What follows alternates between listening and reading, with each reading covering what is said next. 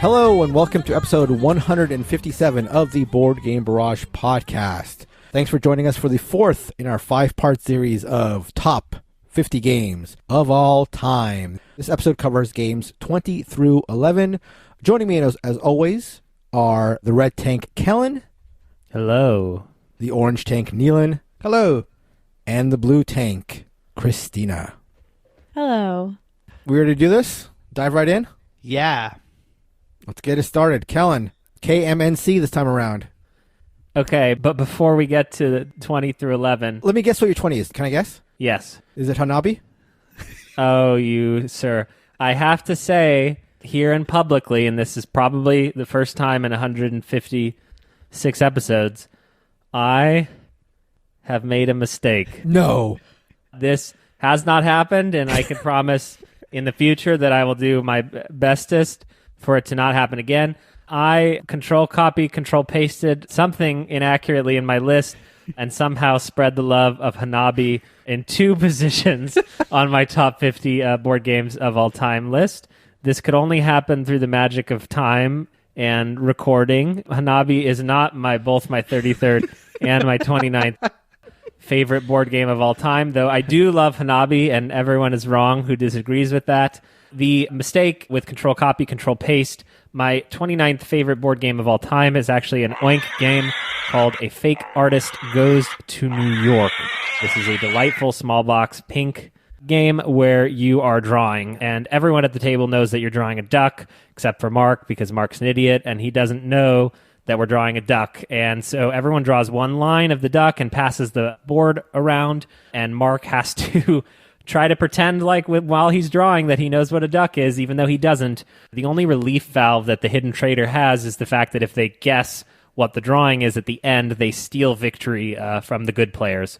A riotous game of laughter. This is probably, once again, more of an activity than a true board game. This has been iterated on, I think, in the Jackbox party games, but you owe it to yourself to try this version of a game just for the sheer laughter that happens. You know, you're drawing a submarine and a group of 5 people, and it gets to the 4th or of 5 people, and the person puts their pen down on the thing and draws a shark fin on the submarine, and everyone starts laughing immediately, and the whole round ends because that person misinterpreted the submarine and thought that maybe, just maybe, it was a shark.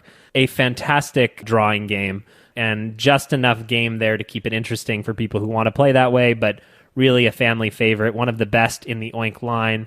I am sorry that it has been shrouded or caught up in this scandal here at the 29th spot with Hanabi, and that it is part of this mistake, but I will, again, proceed to make less of those going forward.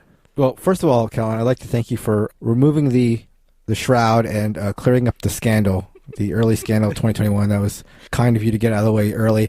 I'll also say that I absolutely love this game. Absolutely love this game. This is a game that I like to bring to parties with like non-gamers, and it's one of those games I think that sort of blows people's minds, where people who are not like into the hobby, when they first play it, that twist of one person's not going to know what it is, but they have to try to guess and they have to try to play along like they do know what it is always like a twist that I think is a delightful surprise to people who are not knowledgeable about board games. I will say also, it is surprisingly stressful for how small and fun party it is. Yeah. Like, it's still a hidden traitor game. I haven't played in a while, but we used to play it a lot, and every single time I would just have like those hidden traitor butterflies before it started, and I'd be like, oh my gosh, especially if you're really like early on, and then when people start to suspect you, oh gosh, it's horrible. It has a little bit of the Phoenix Wright Ace Attorney at the end, because everyone has a different color. And so it's like, all right, who is red?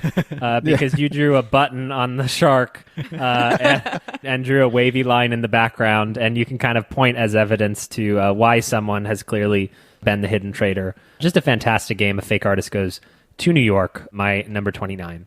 Getting to today's topic, my 20th favorite board game of all time, I believe may have risen the most in 2020 of all games on my list. This is my 20th favorite game. Last year, rank 48, and this year, rank 20. This is the Reiner Knizia's puzzle game, Kyle Lang, Ingenious. Ingenious is a game that I have been playing a lot in quarantine. There is some digital implementations of it that I enjoy. Ingenious is a very simple, straightforward, play hexagons on a board, score colors equal to as many blue as you have in a row that are connected to that blue. But, and there's always a but in my favorite games. I'll pause for laughter. Thanks, I was actually holding it in. But in this game, your score is actually your lowest score. So of all the colors that you were trying to push upward and upward, you're scoring points. You may see a way on the board to score 7 blue, and you're like, that's so great, except I already have 12 blue, and I have 1 orange. And if I don't get orange up, my score is literally 1. What this does that's, I think, so fun, it's so fun, because you can look at what your opponents are trying to get and then just block the shit out of them. And it's like, if you can literally protect the board, like your mission changes from, well, if Mark never scores more than 1 orange, I have won the game. And so literally all I'm doing is doing everything possible to block Mark from getting orange. And that is so good. It's so great.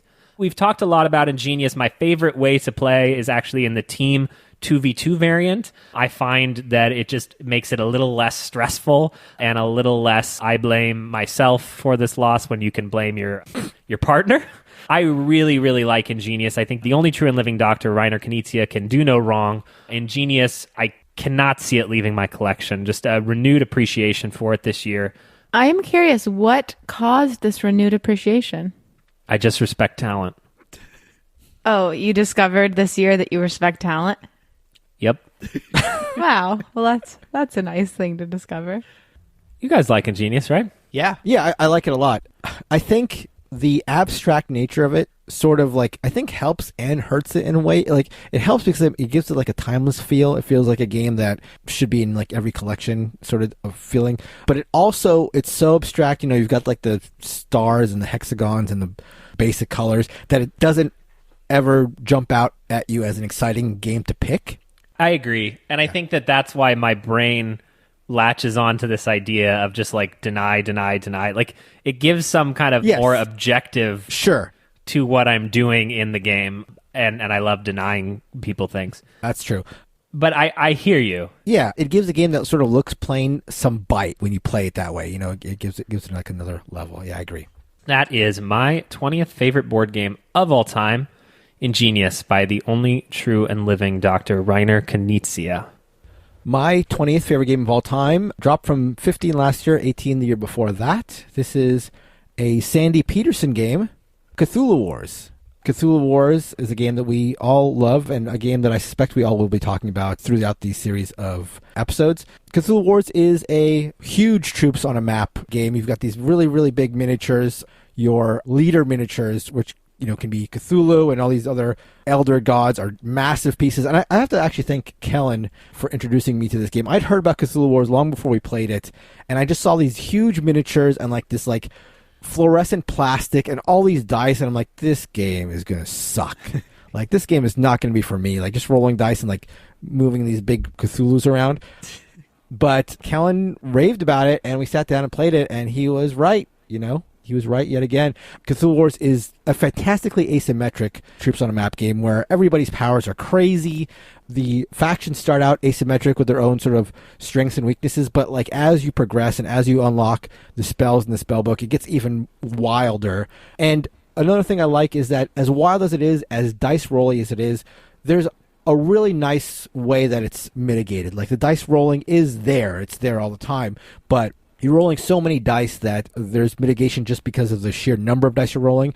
And, one issue I sometimes have with troops on a map game and, sort of war games, which this is sort of in that genre, is the fact that a loss, especially a loss that comes at the hands of a dice roll, isn't completely crushing. Like, you can lose troops in this game and it's not going to necessarily kill you, and that's something I really appreciate for a game that otherwise is so wild and crazy. You would think that maybe it would lend itself to like, oh, I lost this battle and I lost all my troops and I'm dead. That is certainly not the case with Cthulhu Wars. I think that we maybe don't say it enough, that it's like a risk replacement that is just palatable enough for modern Euro players. You know, like, it should not work as well as it does as a strategic experience while still evoking what you loved about playing Risk 20 years ago, and then combined with just crazy asymmetry. When we are in the mood for that sort of game, it's almost always Cthulhu Wars that we turn to, and it's that good. Thank you, Sandy Peterson. We're always in the mood for that kind of game. When have we not said, let's have a Cthulhu War, and then not done it? Yeah. That's true. Or usually when we're playing any other area control game, it's just like, we should just play Cthulhu Wars sometime. Right, there you go. I do, Mark, have to say that you got through that entire explanation without using any of our well-established Cthulhu-related jokes. Mr. Cthulhu and Friends, you know, really saying a Sandy Peterson game or a Cthulhu War like Christina brought up. So I just think you need to up sort of your game. All right, well, this game is falling down my list, so if it survives next year, then maybe I'll come in strong next time around when I talk about the virtues of my 20th favorite game of all time, Cthulhu Wars.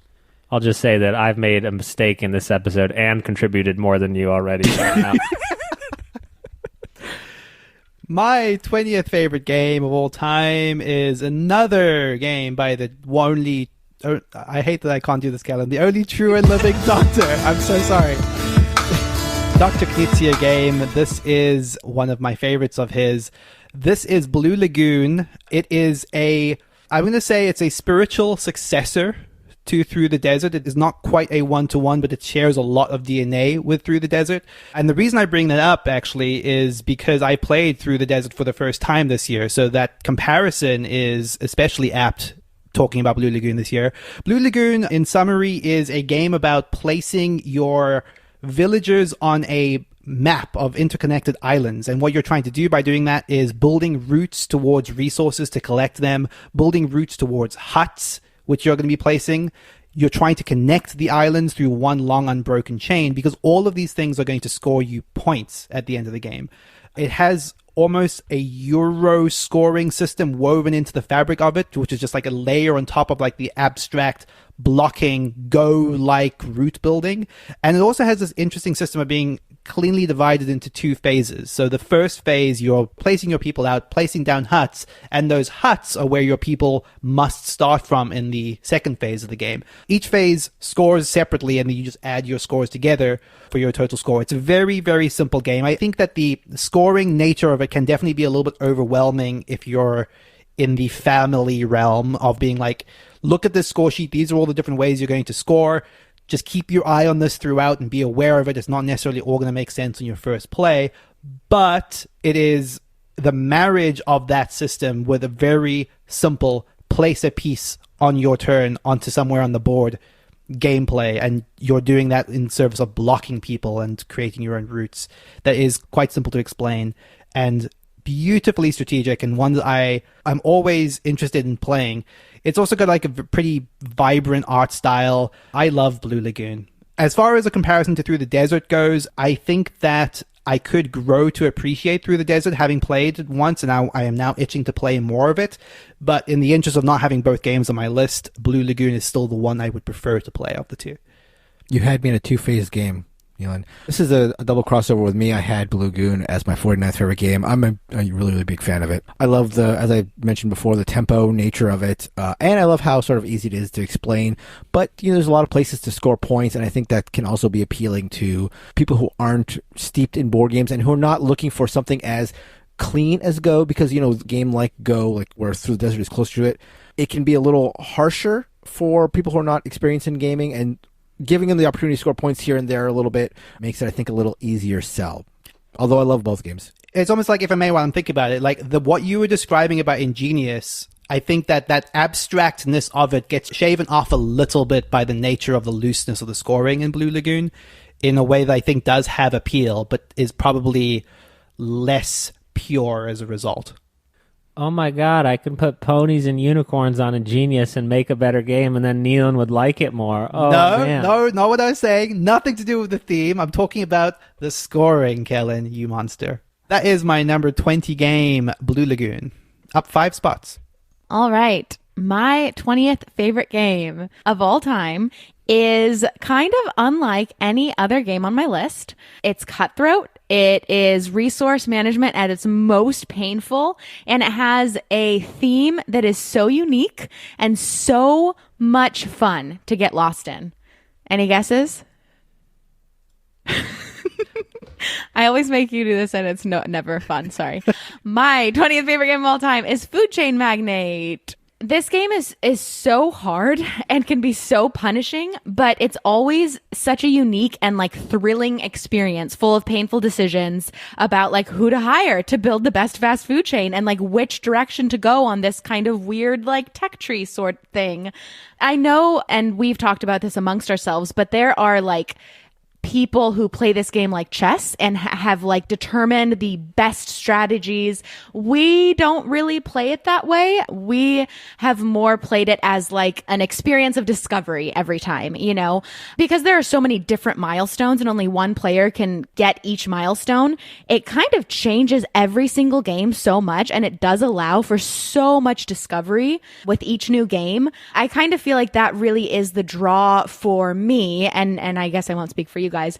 But again, it really is about that discovery of what my game will look like and what opportunities open to me when I decide to hit that milestone first before everyone else. And then what that allows me to do, and then what I unlock from there and how that affects the game and the other players. I know this game can be tough because sometimes you're out of the game. Like a few rounds in, and that can be really punishing. But we've just had, and Neilan maybe will disagree, but we've had so many fun games of this that are just, like I said, kind of unlike any other experience that we've had in board gaming. And I just love it. Yeah, it's just always been such a great experience. I think, and I could be wrong about this, I think I'm the biggest dissenter on Food Chain Magnate, and I would say, but not by a lot. It's genuinely hovering in like the 60s or 70s zone. Like it could easily in previous years have been on my top 50.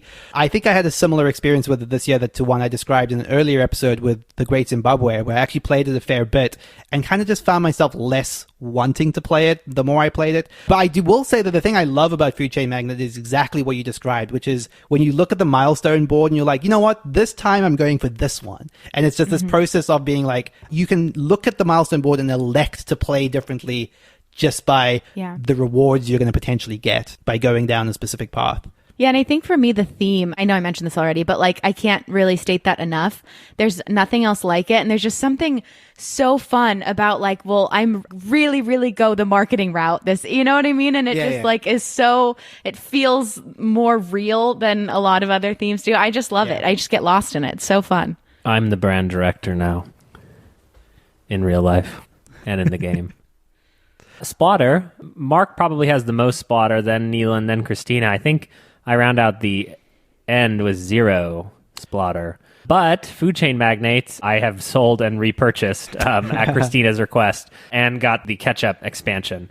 Really novel. I think we always have a good time, but I do think that if we showed up at a convention and said, hey guys, who wants to play Food Chain Magnate? We would be destroyed. All 4 of us would get last out of last in a game with the good players. Absolutely. 100%.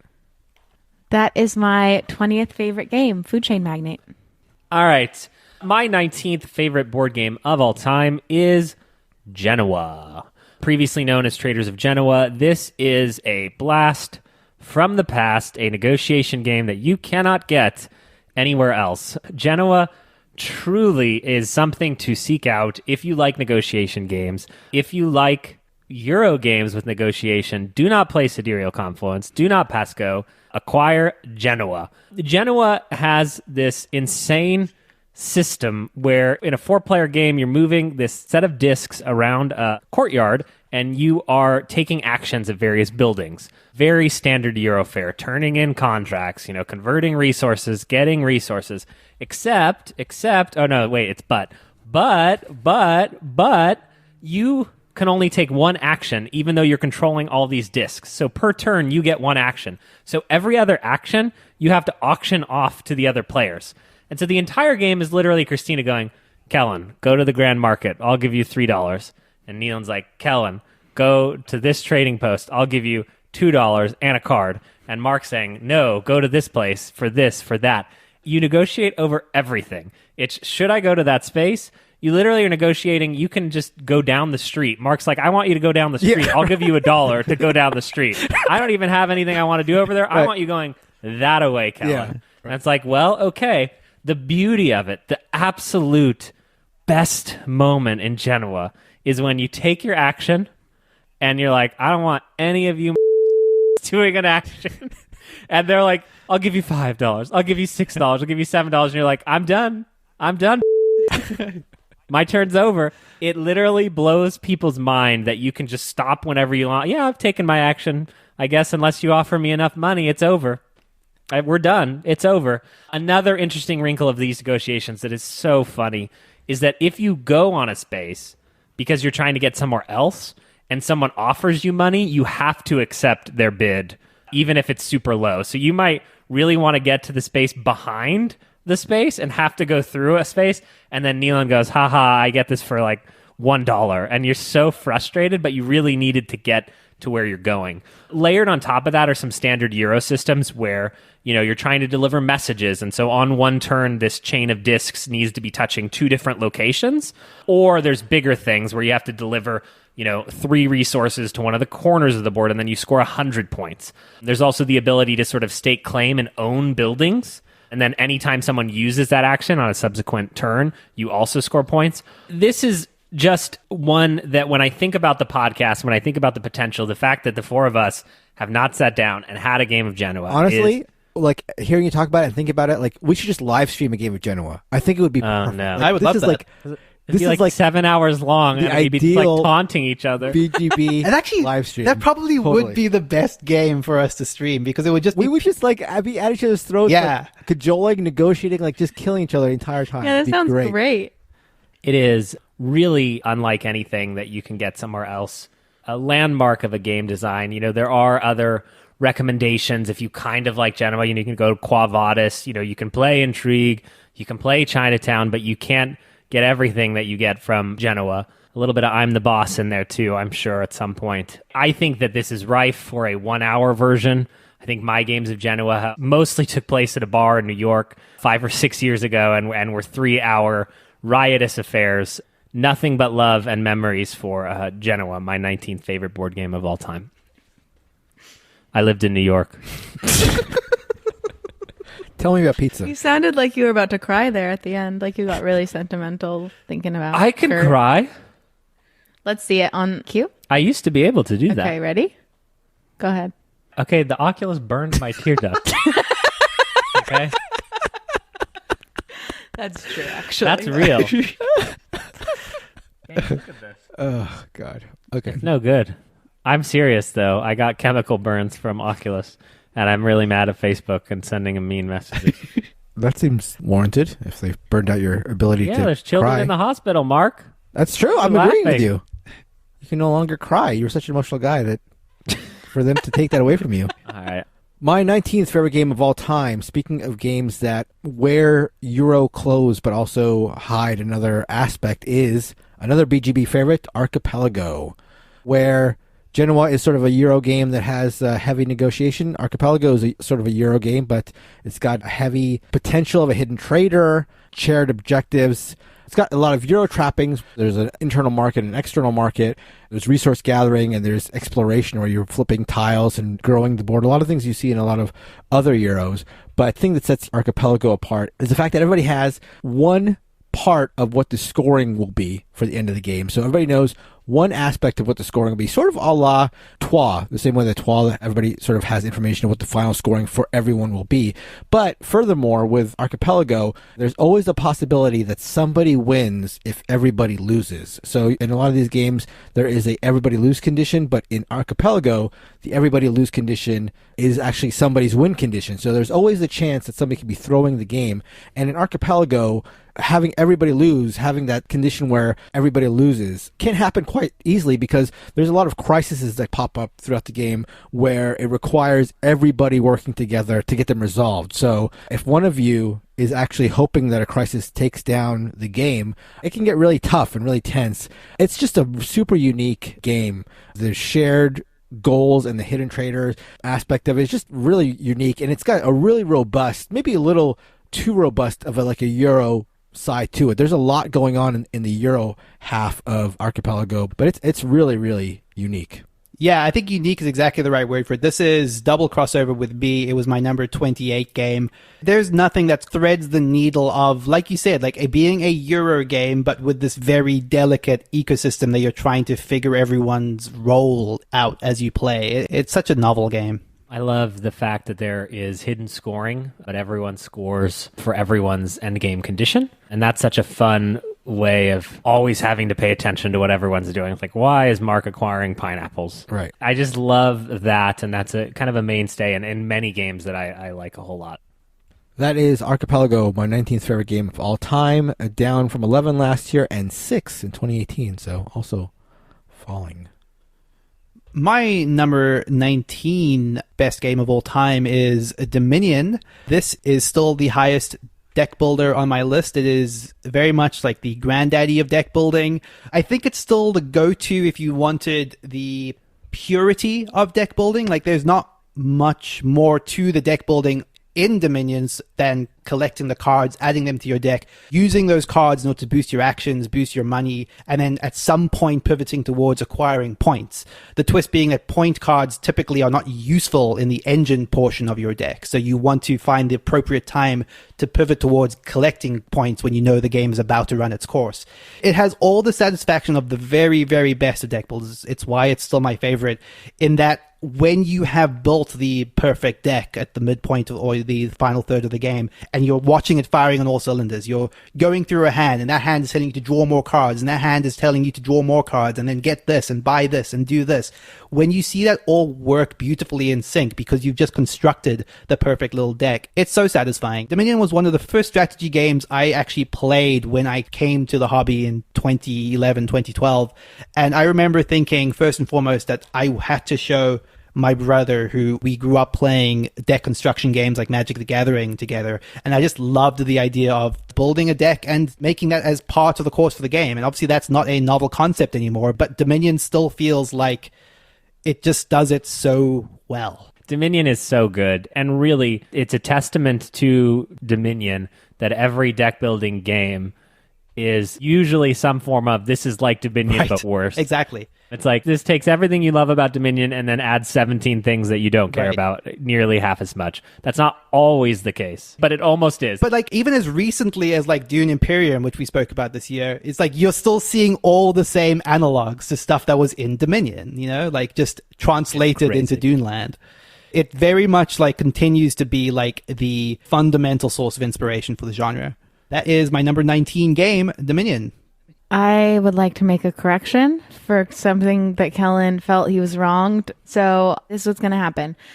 This is a double crossover. I'm going to make it up to Kellen because nobody got to hear his joke last time. So I'm going to make my own joke and he gets to say whatever he wants over my joke so you can't hear my joke. Okay, ready? Okay, so do you ever want to impress your friends and you want to play poker with them, but you want them to think you're really cool? You're scaring Misty.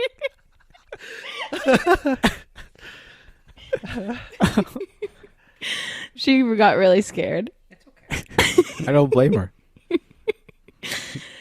Well, that was a really funny thing I said, and my number 19 best game of all time is Taj Mahal. Oh, this is the next game on my list. This is my number 18 is Taj Mahal. Wow. So that's a That is triple now crossover a triple then. crossover, yeah. Yeah, we talked about this last week a bit, but we're going to talk about it a bit more today because the doctor never lets us down, and especially with Taj Mahal, because this is a Euro game, but it's fighty and mean, just like we like them. I love this game because it's more about timing than anything else. It is so cool because it has this system where I can win elephants with one card, a single card, right after the turn where Kellen had to spend 5 elephants to beat Neilan, and then they both lost all their elephants after that.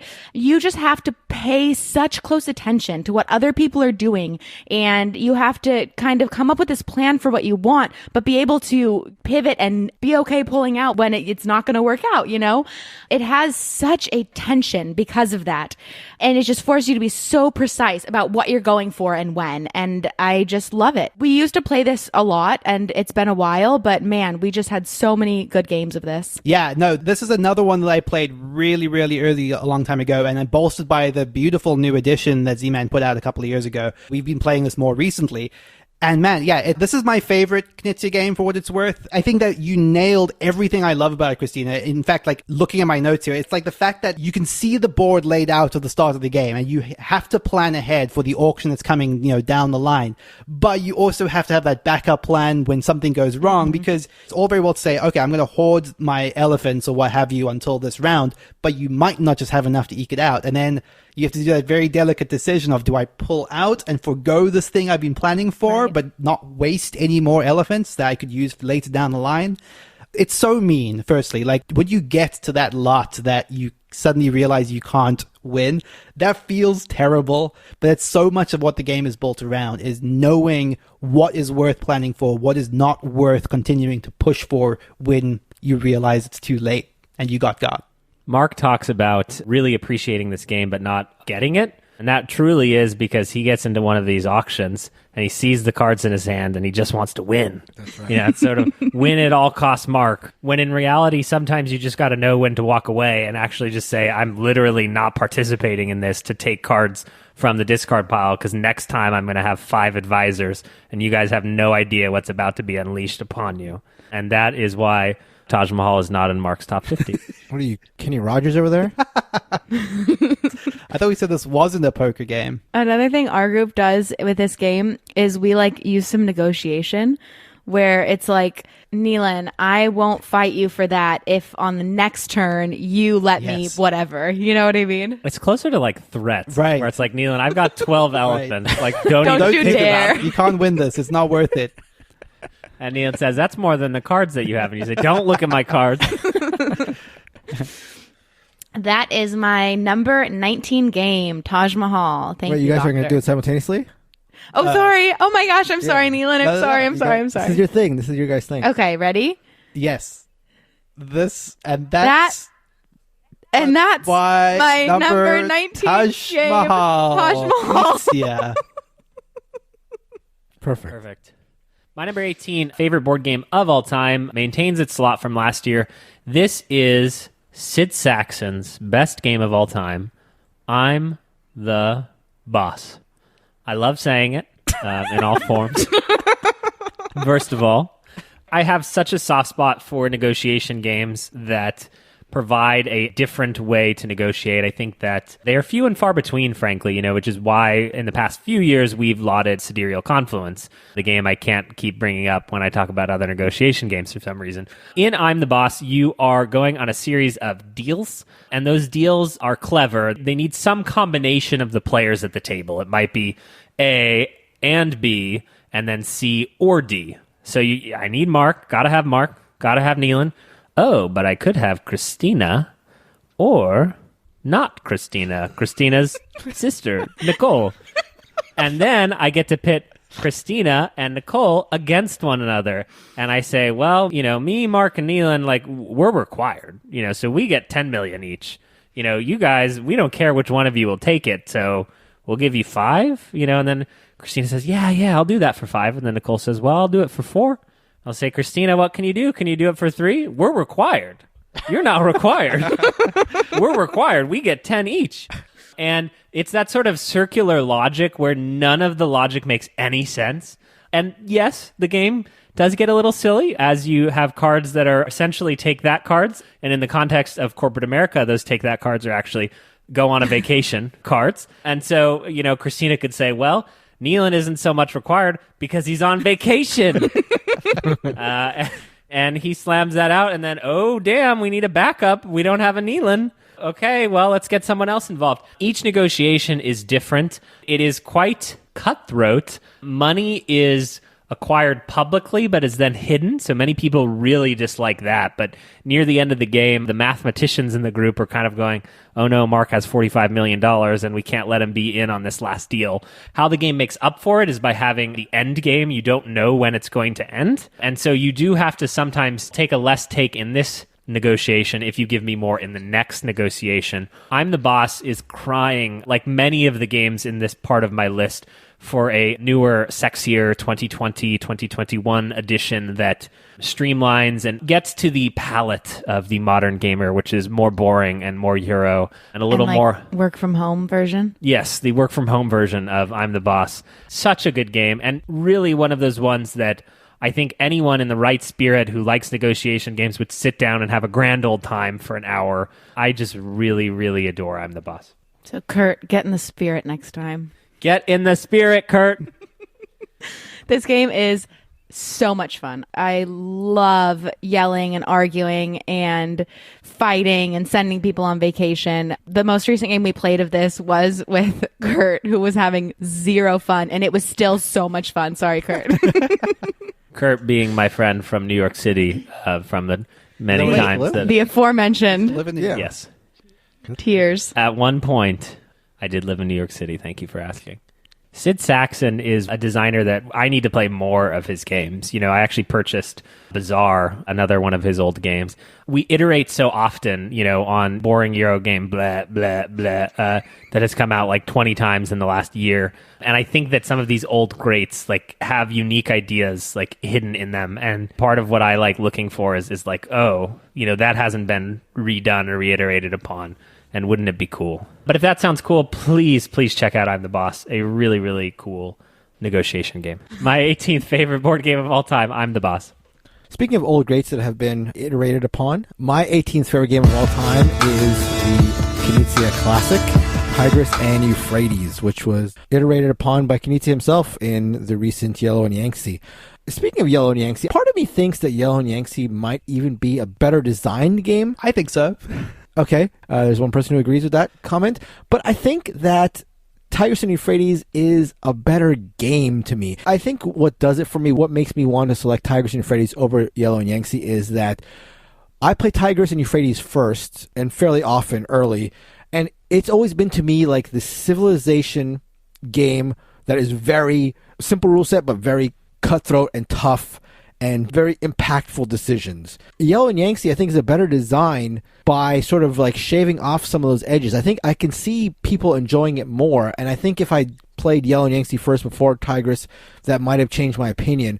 But for me, the Tigris game is a game that is just really rough, like really intense decisions, and I think the changes that were made in Yellow and Yangtze sort of like lessen that, but to the benefit of other aspects of the game. For those who don't know, Tigris and Euphrates is, like a lot of other Knizia games, most notably, in my mind, modern art, sort of an abstract game where the theme that has been quote-unquote pasted on actually really, I think, works. Modern art could be about a lot of things, you know, could be about any sort of economic system, but the way that Knizia has a design, it really does feel like it evokes the modern art scene. Tigris and Euphrates is a game that is sort of chess-like. It's got that low rule set and you're sort of fighting over space. But the civilization theme that is, again, quote-unquote pasted on really does work, really feels like it comes through. You really feel like you're having these wars over territory. Chess, I think, is a good analogy for Tigris Euphrates because it does have a Titanic feel to it, and that roughness, that impact of decisions is one of the things that I like the most about it. The biggest change, I think, from Tigris and Euphrates to Yellow and Yangtze was the way that they handled the war conflicts, the big like external conflicts. And with Tigris and Euphrates, depending on how things break, it can really tear a board state apart, where Yellow and Yangtze, that is lessened. But yeah, it's just another thing where a game that feels grand and sweeping for me really shoots it up my list. So that's why I enjoy Tigris and Euphrates so much. I don't think I actually disagree with anything you said about comparing the two. I think Tigris and Euphrates could easily be my favorite of the two under different circumstances, had I been able to play it more, etc., etc. I think that the edges that Yellow shaves off are things that are not something I would say are strictly improvements. Like, it takes away some of that spatial magicalness that you're describing, where cities like transform and like are completely obliterated by a war. The way that the board state changes after a conflict in Tigris and Euphrates is profound, and that's not something that grabbed me about it, but I think the people that really love Tigris and Euphrates, that's the thing, right? It's like watching how a conflict can change the spatial puzzle to your benefit. Exactly. So that is my 18th favorite game of all time, Tigris and Euphrates, down from 12 last year and 14 the year before that. My 18th favorite game of all time is a John Cloudis Meeples on a Map area control game called Mezo. Mezo has a ton of systems going on.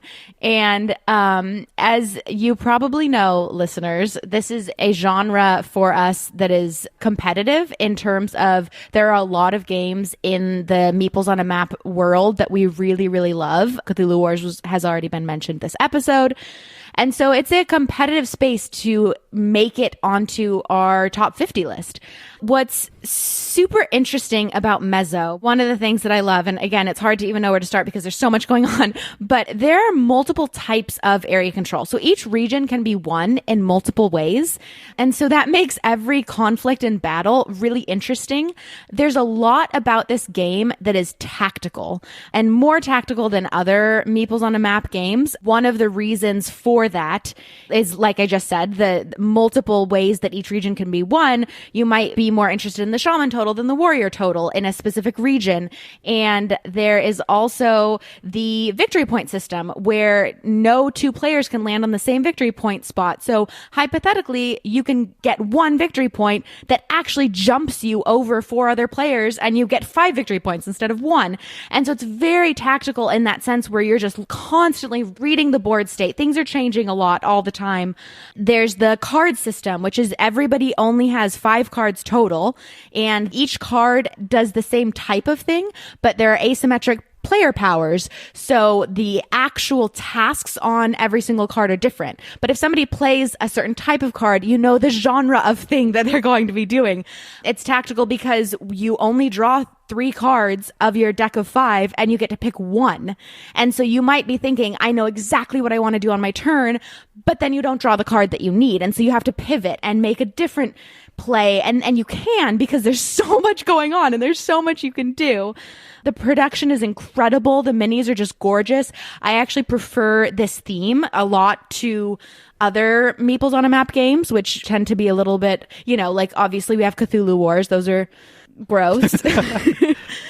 I think that's probably a downside. At the same time, is that there is so much going on. It's not an easy game to teach. It is not easy to remember all of the unique terms. There's like a lot of like appease and like all these specific terms that mean very specific things to this game. So it's definitely a game that takes a few games to really get the hang of, but it's worth it once you get the hang of everything, because once everything is firing off at the same time, it just all works so well together. And I tend to love these tactical games where you are forced to pivot and make hard decisions right in the moment, depending on what's going on in the game.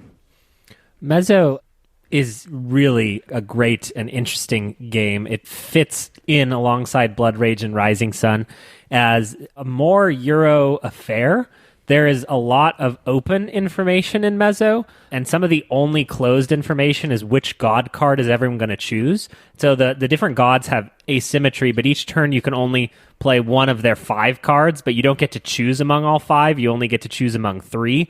Cloudus makes a lot of decisions in this game that force tactical thinking, which I think Christina and I both really like and probably prefer over strategic play. There's something really interesting about the gods impacting multiple areas because they sit at sort of the vertices of different stuff. So you have your troops, your shamans, your warriors, and then the god is like, I could do something in this area or that area or that area. And you're sort of trying to do a lot of calculation. I think when we played this most recently, there was a paralyzed feeling of like not wanting to make the wrong move because you can calculate a lot of it out in a very Euro way. A really interesting design. It feels like a Cloudus. It feels like a big box experience. I'm super happy that we have this in our shared collection, but it's mine, baby, not yours. I don't remember the details of our last play of this game, but the 3 big memories I have of it were, 1, going into it, I remember being a little cautious about it because I think, and correct me if I'm wrong, Kellen, this was Cloudus's first big box game, and it was sort of getting mixed reviews. Was that correct? Yeah, I think the company involved also plays into that a little bit, but yes. Right. That was my first recollection. My second recollection was Christina, towards the end of the game, just pacing around the table as she's trying to figure out what she's doing. Like, I have a very vivid memory of that. And my third recollection of the game is, after finishing playing it, being very pleasantly surprised and wanting to play it again. So, yeah, I totally endorse this. It was a really fun game, and I can't wait to give it another shot. Yeah, and given that the last time we played this was, again, like early in the year, it's also one that's been in the back of my head of something that I would love to return to in the normal times. Yeah, no, obviously this year's been tough, but this game is kind of like always in my head as like there's just more that I want to uncover and experience there. Yeah, you know? and I think that's kind of what I mean. Is I felt like we were on the cusp of like playing it more and really unlocking it, you know? Yeah, exactly. So that is my 18th favorite game of all time, Mezo. And not the last you'll hear of our good friend, Mr. John Cloudis. My 17th favorite board game of all time has risen dramatically from spot 45 all the way to slot 17. This is my highest rated co-op game of all time. This is The Game. I think that, if nothing else, a pandemic has taught me the value of shared cooperation, hanging out, doing something very, very small. The Game is a small card game. You must get the Quanshai Moria version from Pandasaurus that has just beautiful illustrations. This is a game of limited communication, something that I think that modern co-op games have done fairly well, where you're playing cards onto piles in ascending and descending order and trying to make it so that everyone can keep playing. If someone can't play, you lose the game. There is a ton of friendly tension in this game as Mark ruins a pile. Takes a pile from 17 to 87, and you say, Mark, that could not have been the best card you could have played. No, it was the best card I could have played. Just a lovely card game. I do not like cooperative games and almost will never choose them, but there is enough tension hidden in the game. This snuck onto my list last year because I couldn't imagine the list without it. And in this pandemic, it just dawned on me through playing. It's an important game for me. I really, really just dig the game. Yeah, this is a game that I've introduced to family this year in our limited get-togethers, and it always goes over super, super well. It's, again, really fun co-op, and the limited communication is just done really well, I think. And that is the worst game for SEO of all time. My 17th favorite, The Game. My 17th favorite game sort of harkens back to what I said about my 30th favorite game, Container, where I said this isn't a game for everyone. I think there are a lot of things that are tough to sell when it comes to my 17th favorite game, Dominant Species, but it's a game that I just can't help but loving. It is too long. The calculations you have to make for dominance and for control can be a little tough to get your mind around, but I'm just a sucker for the sweep of it. It promises to be a game where you're fighting amphibians versus mammals versus birds for the fate of the planet, and I get caught up in the sweep of it and the grandness of it and the epic nature of it. And it's not even a situation where the game is that evocative in its pieces or anything, because those cones. Yeah, you've got cones and cubes, but I just love it. And I love the worker placement system where it's one of those games where it has like a sort of sideboard and you place your workers on it and they always activate from top to bottom. So there, again, tempo is a thing that I talk about in a lot of my games and something I like. I just like that timing thing. Like, okay, do I want to do something that activates first, but at the sacrifice of being able to play something later in the board that might be more powerful? The late Chad Jensen's Dominant Species is just a game that I can't help but loving. There's a new version called Dominant Species Marine, which promises to be quicker, and that is something that I'm very, very much looking forward to. That is my 17th favorite game of all time, Dominant Species, up from 19 last year and down from 16 2 years ago. If I recall correctly, Mark, you try-harded our last game of this to the tune of it taking 12 hours. Or actually longer than 7 hours. That is not correct. That is not correct. With the three of us. That is correct. It wasn't nearly that long. Yes, Yeah, it was. It was not. Yes, it was. It might have felt More that than way 7, less than 12. It's no way. Why are you bringing this up to me, to the person who actually has it down? I don't understand why you're... I would be shocked if it was more than 4. I would be shocked if it was less than 5, which is still down from the 7 and 12. Actually, Kellen is surprisingly accurate. 6 hours and 2 minutes. What? Yeah. I'm shocked. What? I don't remember that, which sounds like something I would remember. Oh, I How remember. do you feel about Mark recording things now, Kellen? That's right. Thank you, Christina. That did help. That's fair. Wow. Very, very fun Yeah. game. Enjoyed it quite a bit, but we try-harded the out of each other. It's one of those games that, despite how long it clearly was, like, I remember enjoying so much conceptually, so much so that I do think that the Marine version is one that's actually super interesting to me. Like, taking that but shaving off the game time sounds great to me. My number 17th favorite game of all time is Alchemists. This is a game from one of my favorite publishers, CGE. It is a deduction / worker placement hybrid where the theme is about being alchemists developing potions. So you start off with a smattering of little alchemical reagents that you don't know what they do exactly. And through the process of making potions, you're going to figure out what potions each of those reagents makes. If I mix the toad with the feather, then I know I'm going to get a red potion. And you use that information over the course of making these potions to be able to correctly assemble these potions, which you can then sell in order to get money, which you can then use to publish your findings, because the first person that finds the properties of a reagent is going to get rewarded in victory points for it.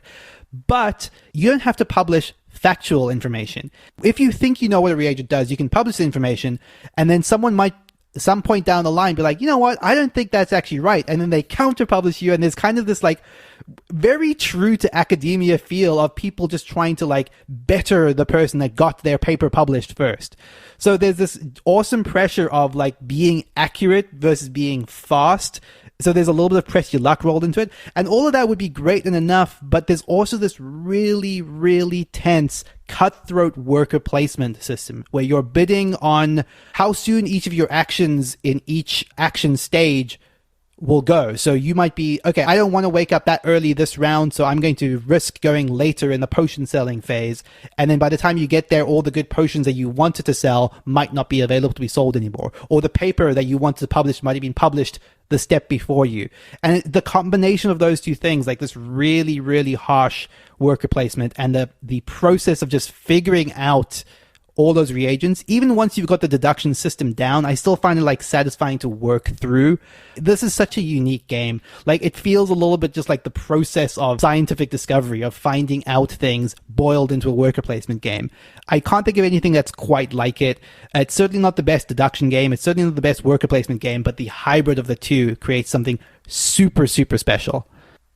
I prefer Clue. Fair. That is Alchemist. Is that fair? That is not fair. That's fair for Kellen. I don't think it's fair. Sometimes the only way to respond to Kellen is just like to tell him he's right. Exactly. And move on. Wait, no. You know? You've never done that before. This is all I've ever done. It's like, you know what? One word dismissal.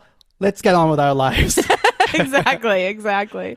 Neilan knows how it's That is my number 17 game, Alchemists. My number 17 game is probably going to be the Doctor's greatest achievement, because making it this high on any of our lists, he's going to be really happy, hopefully. This is Babylonia. Ooh. So Kellen and I have been playing this 2-player a lot, and it is so good. Obviously, because it just kept on ticking up the list and just getting better and better, you know? So Babylonia is a recent Reiner Knizia great. I'll say it. It's a great already. So this is a tile-laying game where you have 5 tiles at any one time to choose between. And that seems really limiting, and it is, because there are obviously quite a lot of placement rules. So despite being limited by your hand, there is never a lack of something to do, because you can use these tiles for multiple different purposes. You're setting up your long-term scoring game. Sometimes you just have to do short-term, I'm going to block Kellen so that he doesn't make this crazy combo. And then there are other opportunities to just get instant point grabs. So there's a lot of different things to balance in this game. One of the really unique things is that one of the main scoring mechanisms is scoring cities. But what's so cool about it is that when you score a city, you place it in front of you, and then for the rest of the game, when you or any other player scores cities, you get points for that city you scored and any other cities you scored. So if Kellen at the very beginning of the game is just running away with a bunch of cities, there's kind of a point where there's nothing you can do. You can't catch up to him, because every single time I score a city, I'm giving him 5 points because he's already stolen 5 cities from me. It's super, super tense, especially at 2-player, because you are constantly just like, man, should I go take the offensive route or the defensive route? We've just had some very, very tense and like lightning fast games of this. It's way shorter than you expect. It's over before you want it to be over, which is kind of a nice sweet spot. I love that in games, because then you can just start a game again and keep the momentum going. One of the things that I love about Babylonia is that there are these cards that feel a little un-Knizia-like that give you special abilities, and you only can unlock a certain amount of them per game. And so each game, there's kind of more to explore. In our most recent game, I explored the one that gave me 7 in my hand instead of just 5. So it gave me more opportunities for more different combinations. But on other games, there's like one that lets you take an extra turn, or there's one that lets you break a bunch of the placement rules.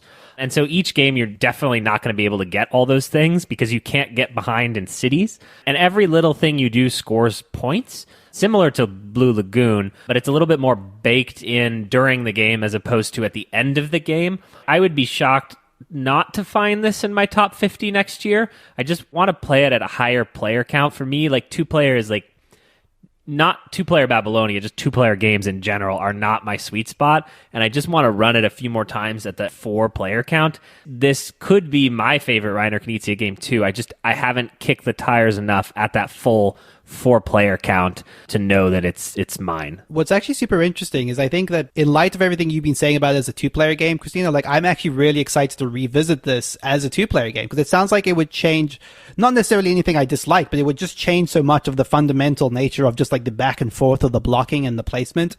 It would condense it in a way that I found a little bit overwhelming in my first 4-player game of it. Yeah, no, it definitely feels less overwhelming, but it's also more stressful because you are completely focused on them and they're completely focused on you. Whereas I think at the higher player counts, like you can get away with kind of doing your own little thing. And if people don't notice, you can run away with the game. And it doesn't happen with Cal and Alan watching your every move. Yeah, it's a unique satisfaction to not play the game, to build your own combos, but to just deny your partner's combos. That is Babylonia, my 17th favorite game of all time. My number 16 favorite board game of all time probably needs the least amount of introduction. This is Telestrations, a quintessential party game of telephone where you are drawing and writing and drawing and writing and guessing. You know, it could be a cat riding a banana bike, and then someone has to draw that, which is funny. Oh, it's already laughing. And then someone has to write what you drew and then draw what you wrote, and it's passed around and around in a game of telephone. At the very end, the best part is the show, the presentation, where you have to flip through and say, well, it started here, and here's where we got. Telestrations, I feel like we've iterated this a lot. Probably barely a game. In fact, my favorite way to play it is to subtly misinterpret what people are doing intentionally so that you cannot be accused of having just deliberately done it, but in a way that has your whole family going, Kellen, why are you so stupid? When in reality, I know that I'm the smarty pants because I did it intentionally. It is funny because with this game, like technically you win if at the end the word or phrase is the same as what you started with. But when you're doing your show and tell, you know, you get your book back and you have no idea what it's going to be. It is incredibly disappointing when it ends up being the same as you started with. Like you really want it to be a funny, like you want to just put on a show, and when it's like, oh, every picture Toaster. is a toaster. Toaster. Yes, Oh, there's so some boring. toast. Toaster. Oh, it went from toaster to toast. Great. We had a great time. The game you don't want to win. This is one of the only games I have purchased the 12-player party pack and left at my parents' house. It was taking up too much space in my board game bag as the only game that my sister will play. Literally the only game she will play. So now it has a permanent home at my house. You can't make up these memories. Telestrations, my 16th favorite board game of all. I keep forgetting to put this on my list.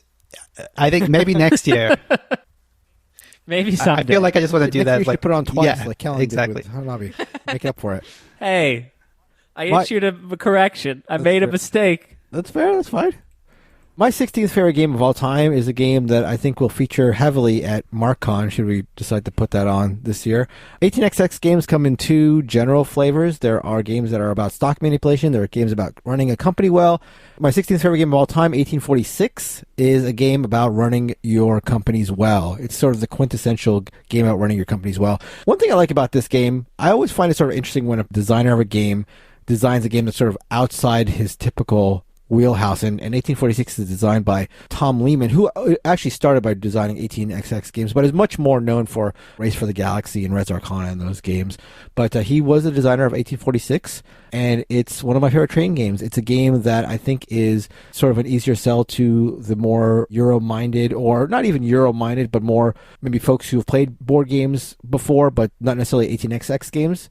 1846 is a great sort of introductory game, and the fact that you are playing it to run your companies well rather than to like manipulate stocks and do that kind of stuff just lends it to teaching people who are just looking to play another game, because all you're doing is trying to optimize the way you're running your companies, and people who play board games can get behind that. So yeah, I love it for that aspect of it and for being an 18XX game. This is my 16th favorite game of all time, up from 18 last year and 17 the year before. It is 1846, The Race for the Midwest. Correct me if I'm wrong, Mark, and I think I've asked you this before, but this is the one that you would generally recommend as a good first 18XX, is that right?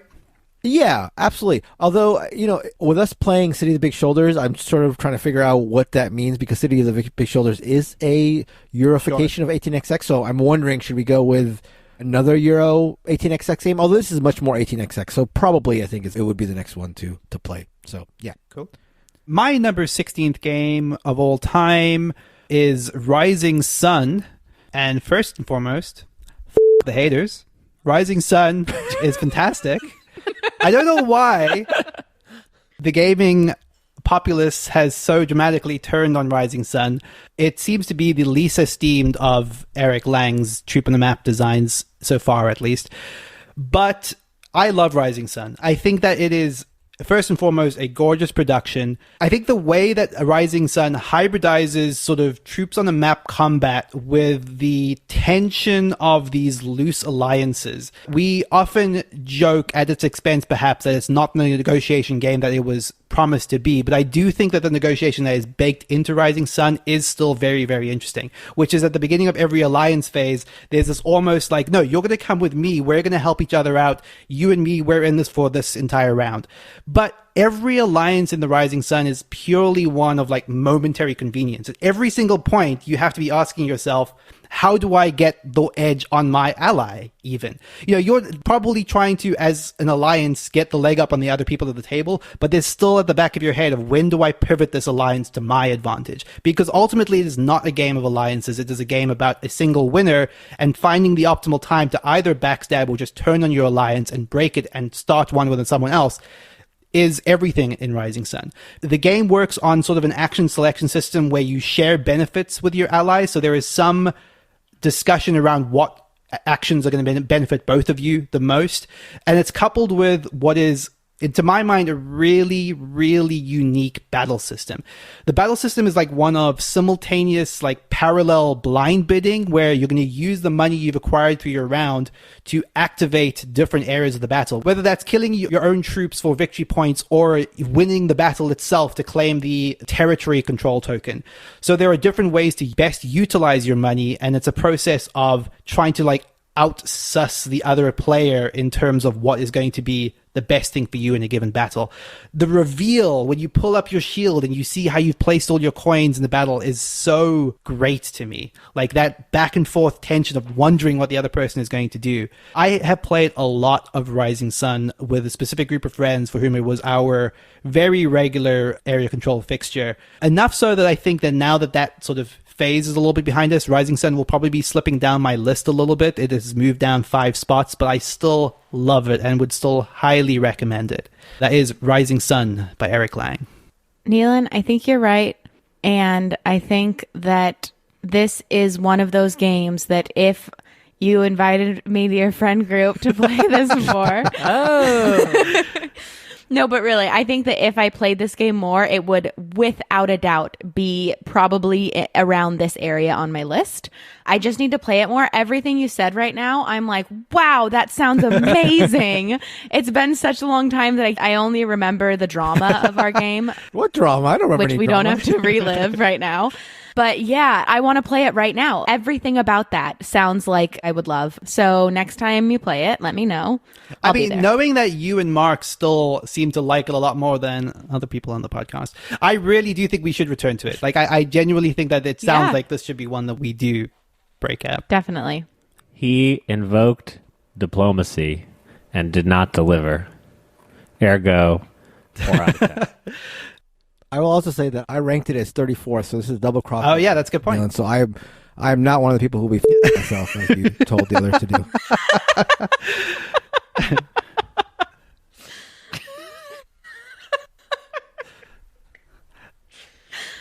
Oh, all right. My 16th favorite game of all time is Castles of Burgundy. Castles of Burgundy is a wonderful tile-laying game with multiple paths to victory and just so many fun decisions on how to use your dice every single turn.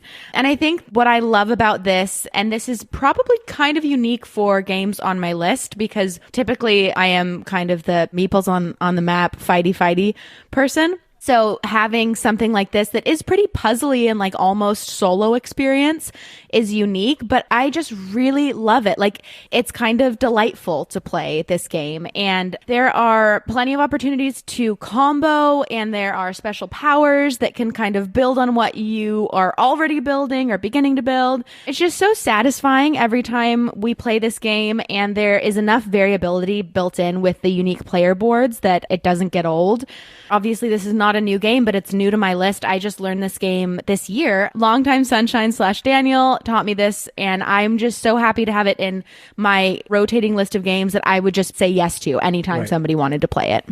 I love the tension. Like, there are so many tiles that you want, and you can't get them all. So you have to decide in what order you want the things, and the interactivity comes from not getting what you actually want. This is a game I got rid of maybe 6 or 7 years ago, back when I left New York, and gave to Kurt, but have since reacquired, and my tastes have even skewed more Euro in their intervening years, and this just feels like the classic Feld game that's hard to beat. There's a lot going on. It's very fun. And you're right, it's not that there's no interactivity. There definitely is. One that comes to mind immediately is the first player track. And there's a specific type of area that you have to build in order to advance your token along this track. And it really matters who's first player. And so that actually ends up being a pretty tense, like, oh, you keep getting ahead of me in that. So it's definitely not completely void of player interaction, but it has enough of the solo puzzliness that it's still really satisfying without people just stealing from you all the time, which I also like. But in this game, like Kellen said, a lot of that tension just comes from wanting to do so many things yourself and not being able to. And so just like kind of changing the efficiency every time you play. And I will say that the Kellen strategy of pretending to be in last place the whole game also does work in Castles of Burgundy. Confirmed.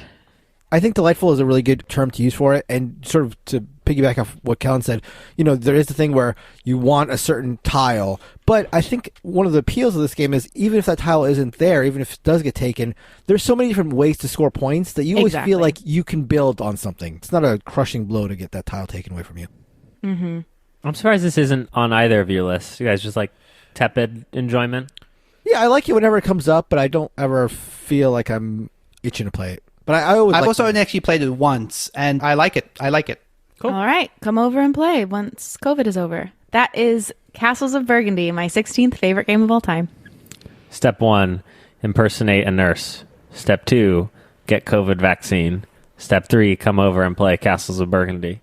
My number 15th favorite board game of all time has swapped positions with Codenames as my word game of choice. This is Decrypto. This was on my list as well. This is my number 21 game, so that's double crossover. And mine as well. It's the triple crossover. 47 on my list. Wow. We know our double, triple, and quadruple crossovers. We know what the word crossover means. Do not question the maths. In Decrypto, you are vaguely trying to get teams to guess at what numbers you are hinting at by giving clues, but the other team can sort of try to interpret your clues. My favorite part of Decrypto really is writing down, okay, they gave a clue for number 1, and it was fire. And then the next round, it was circle. And the next round, it was bird. And you're like, that's got to be Phoenix. You know, we know what this is. It's got to be Phoenix. Or is it that, or is it Circle K? It's this sort of, you have this list of words, and you're trying to interpret what it might be. but you never really have to actually guess the word. It's just the vague category and how it relates to the other words that people are giving. This one really is a word game for board gamers. I would not bring this out with non-gamers. Maybe as the fourth player, if you have 3 people who know what they're doing, I'd bring along a non-gamer noob to play a round of Decrypto. Just a great word game. The one that I would choose the most of all word games right now. I definitely think if you have not played this, you should give it a go. A lot to unpack in Decrypto. A very good game, a very hard game to teach. Just make them start playing. Don't explain the rules. It works every time, I promise. My 15th favorite board game of all time, Decrypto. Correct me if I'm wrong, Kellen. That's a pretty strict rule for you when you teach Decrypto. Is like, we're just playing it, and if you dare ask me questions, we're not going to play it. We're just putting this away. I actually yes. Yeah. He'll walk out, real. he'll leave game night if you break the rule. I've never left game night, but he's threatened. It's hilarious how there's just this sense, like a board gamer who's seasoned will be like, I know how this goes because I'm smarter than you. Even without you explaining the rules, I know what's going to happen. And so they try to guess at it. And just don't do that in Decrypto. Once you play one round, you will get it. Right. You really will get it faster by playing one round. Right. And so I will say, sorry, the best way to teach this is just to start playing. By the end of the first round, you'll get it. We'll reset, and everyone will be happy, and it'll be faster. Yeah. And without fail, someone will attempt to ask a question. They'll attempt. I don't answer it. Right. I pause. I look at them, and we keep going. My number one thought when somebody says Decrypto is that rule of yours, is your teaching style of Decrypto. That's my first thought whenever I hear the word Decrypto. Yeah, the internal monologue is not silent. Yeah. Like my outward expression of silence. That is Decrypto, a really, really good game, and one I would really recommend pretty universally within the hobby. My number 15th favorite game of all time is a new entry to the list. Brand new game, and the best titled game of all time. This is Barrage. That's a tie-in with the podcast. Yeah, but they ruined our search engine optimization. That's true. That's why I docked them a spot. They're actually 14th, but I gave them a -1 for screwing us. Barrage is the type of game I love. Real tough economic game. It's got a lot of really cool things to it. One of the things that is just great, and it sort of enhances the toughness of it, is that the main resource, the number one resource, is water, and it's a fight over the water. The water is coming down the mountain, and it's just the most valuable thing, and people can just block off your water, and it's just I need water. How could you block off my water? I just need a drop. Let me have a drop of water. And they don't let you have a drop of water, and that's just so great. Depriving people of water is just wonderful. You can quote me on that. Put that on the back of the box. But beyond that, it's just got a lot of really interesting things to it. The way that you use your buildings or use your tools in the game, you put them on a wheel, and instead of paying them to the bank, you just put them on a wheel, and as turns go, they become reactive in your pile. So it's just a unique take on spending resources. It's got a sort of Terra Mystica sort of board where as you're moving things off your board, you're getting more and more powerful. There's a lot of really cool things about it. It's very puzzly in the way that you're trying to figure out the water that activates your sort of scoring chains. It can go from one part of the mountain down to another part, and it chains as it goes down. So there's a puzzly nature to it where you're trying to figure out how things are going to flow and trying to make sure that you can place things in a way that you can piggyback and score off of it. It's just a really, really great game. Really, really tough, really tight, and a lot of, maybe not wholly unique, because as I've mentioned, this thing is something you see in Terra Mystica. So they're not wholly unique, but the way that they're all blended together is just really, really great. It's a really, really great game. That is my 15th favorite game of all time. Barrage. This has cropped up on our Discord a lot, that I've seen at least, as a very strong favorite. I feel like I have to play this. I'm surprised I haven't, because as you're talking about it, I'm just thinking how good all of that sounds. Yeah. We need to fix that at some point next year. Yeah, I think it's not so economic that it'd be distasteful, because I think sometimes if games get too economic, they don't really work for us so well. But this is just enough cutthroat, just enough economic, just enough Euro that I think it all works together well. Cool. My number 15 game is a little trick that Kellen loves. This is every exit game ever made. And you just pick your favorite one to go in the spot. Exit is a series of escape room style games. So they're emulating the escape room phenomenon where you buy an exit box, and these are typically very cheap, in the $10 vicinity.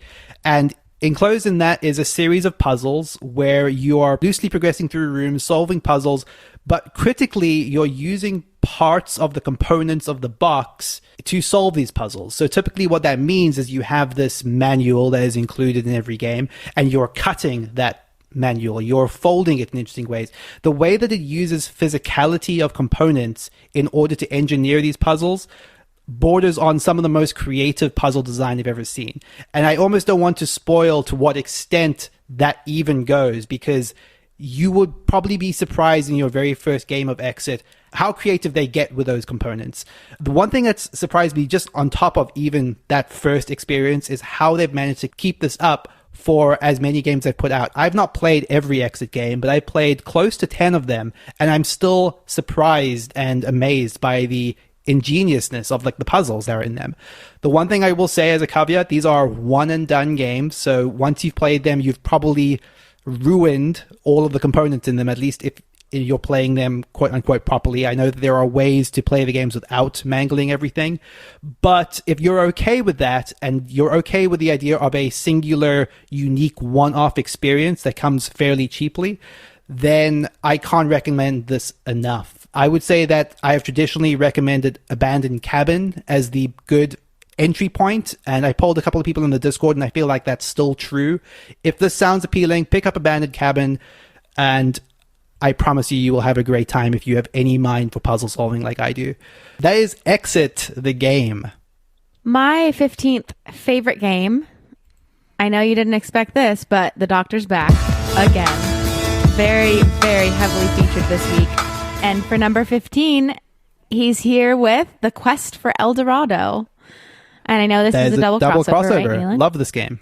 Double crossover. So Neilan and I both spoke about this last week, but we're going to talk about it again. And I'm gonna just invoke that same word, which is delightful, because this is really, really a delightful race deck builder game. And I say delightful because it really, truly gives you this like childish sense of wonder that you used to get in the summer when like school was out and you ran out to the neighborhood with all your friends and you were racing to like get something first.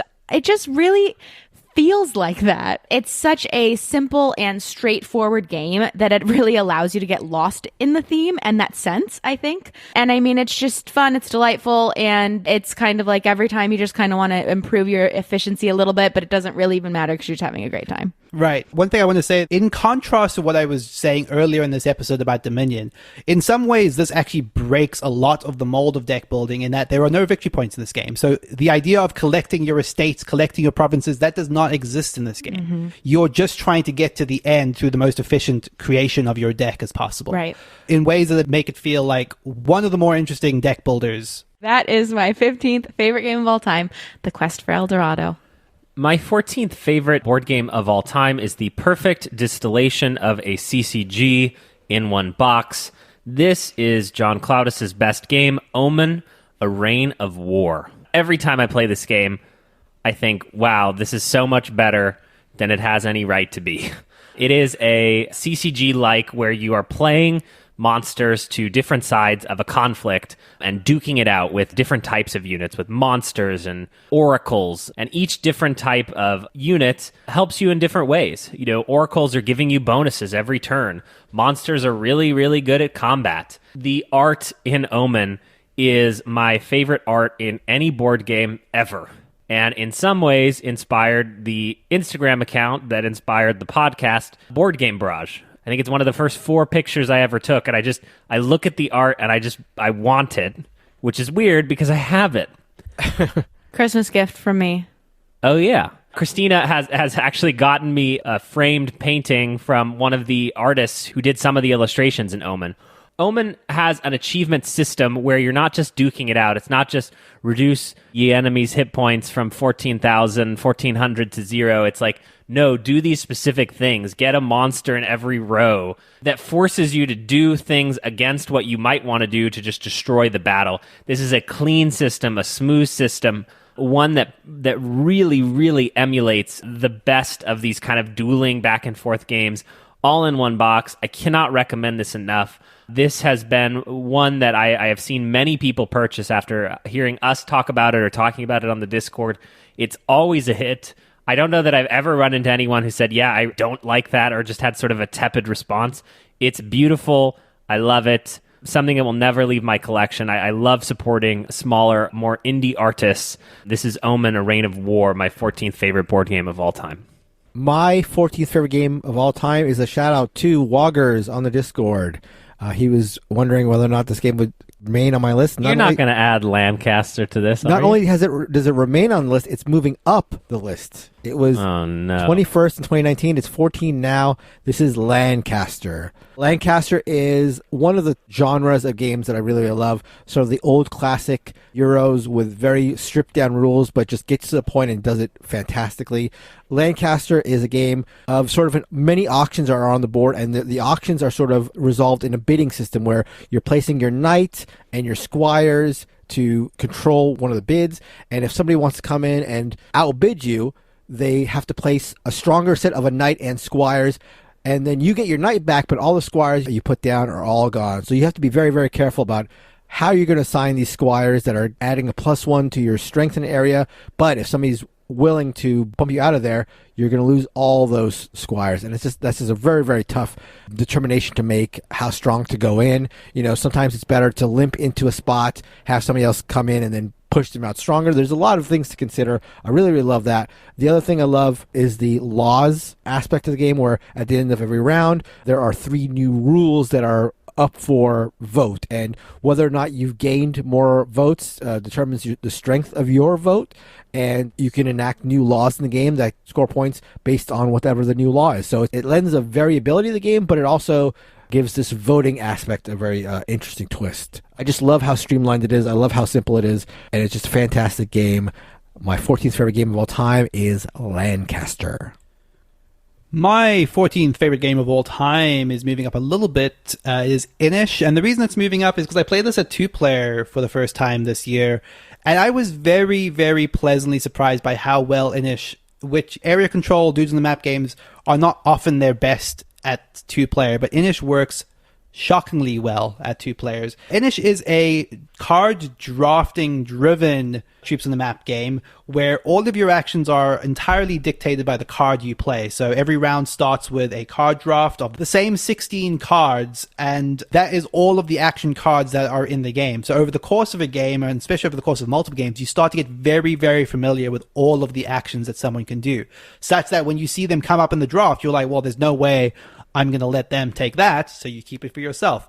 So there's this element of subtle, like, not necessarily hate drafting, because you are forced to keep all the cards you draft, but certainly of drafting the cards that are going to work the best for you in a given round versus your, in the case of a 2-player game, your opponent. One of the things I thought that also worked incredibly well at 2 players was kind of what Christina was alluding to in Babylonia, just kind of this intense, like, this for that trade-off. Like, I know that if I take this territory, then I'm taking it away from one other player. There's less to keep your eye on the way that's very satisfying. It kind of feels like the win conditions don't sneak up on you. There's something you can keep a grip on all the time. And I'm just talking about like the version of this game that I played this year. It is still a fantastic multiplayer game. It has baked into the combat system almost pure negotiation. Combat basically boils down to, well, we can just keep picking away at each other until we decide to stop. And that is almost the extent of the combat system. It is a very cool game of slowly creeping through this map, best utilizing a very small handful of troops in order to eke your way towards one of these 3 win conditions.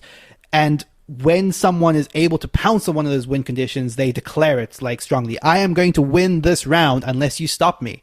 And then it turns into this all-out war to stop that player from winning the game. Inish is fantastic. I think that the depth that the red epic card adds to the variability of the game makes it feel like you just have a little trick up your sleeve that you didn't have in the previous game. And the art on all of these cards is stunning. Like, this is some of my favorite card art just because of like how unique and vibrant it is. Inish is a fantastic game and one I'm looking forward to playing a lot more of in the future. That is my number 14 game, Inish. Inish for me has always been a game where it's been less than some of its parts. I love every part of Inish, but I have never liked a play of Inish for the Bash the Leader aspect of it until we played with the expansion, which I think solves that problem and makes me more excited to play Inish. So yeah, I'm hoping to play more of it with the expansion. I'm 100% with you, Mark. Yes, you took the words right out of my mouth. Agree. I think that many times people trick themselves into thinking like that they could understand a drafting game that has like 100 cards in it, and that they're so good at the strategic depths that they can figure out which of these 8 cards in their hand the next player doesn't want. I think Inish distills it down to where drafting actually works because you can understand all the cards. And each decision is so meaningful, and the ability to actually keep 2, you don't have to keep the card you got in the last round. You can actually change up your strategy based on seeing a whole new hand. Just adds a little wrinkle there that I think is really right. My 14th favorite game of all time has already gotten a lot of play on this podcast this year, so I'm going to keep it nice and short. And I mean, I think I'm actually just going to hand it over to Kellen. Kellen, you want to talk about my number 14 for me? It's a little game called Hanabi. I made a mistake. This game has been talked about 3 times on this set of episodes. That's right. This is a triple crossover. Triple crossover. Me, Kellen, and Kellen. Hanabi is my favorite co-op game. Truly, though, we have talked about this so much, so I don't need to go into it too much, but the silent, tense communication that happens during this game is just so beautiful and really unlike most other co-op games. It is one of those games where you really, really, really don't want to let down your teammates. And so you just feel this immense pressure to do the right thing, make the right move. It's a great game. And also Kellen likes playing it, which is not easy to find co-op games that Kellen likes playing. There's sort of this like type of game that you just somehow feels like it's always existed. And I don't know how else to describe it. Like, I think Tigris and Euphrates does a really good job as well of feeling very timeless. And Hanabi just feels like 100 different people have vomited out versions of Hanabi. But like, yeah, you invented chess too. Great, you idiot. Like, we have chess. And for me, in a lot of ways, that's what Hanabi represents. You can put that on the box.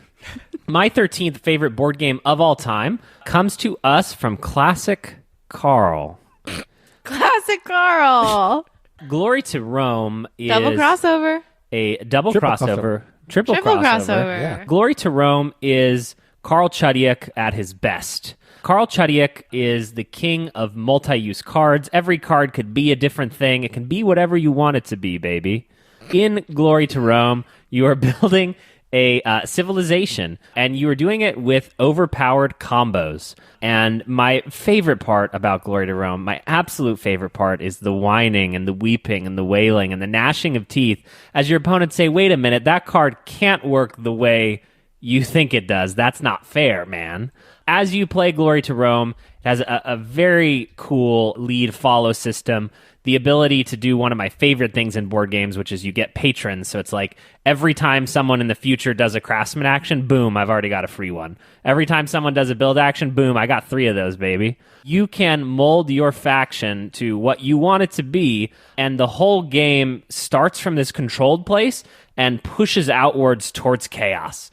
This, I think, is the silver bullet, the magic bullet to get the boring Euro players playing more fun games. I could start them on innovation, but it doesn't work so well. But Glory to Rome is perfect because it has that sort of Euro core.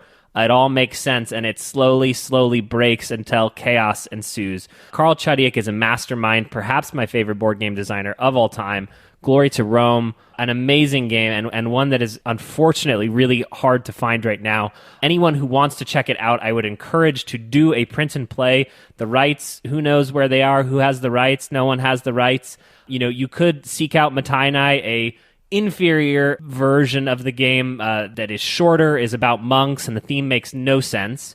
So play Glory to Rome, get a print and play. Please check it out. It's very good. My 13th favorite game of all time. Wait, you're saying I could play Glory to Rome but with monks?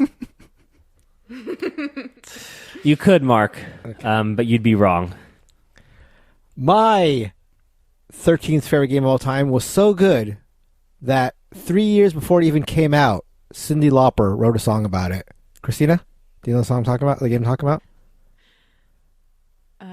Girls Just Want to Have Fun. Close. Very close. Almost there. True Colors. True Colors is a game I've talked about a ton. This is my 13th favorite game of all time, which was the same spot it was in last year.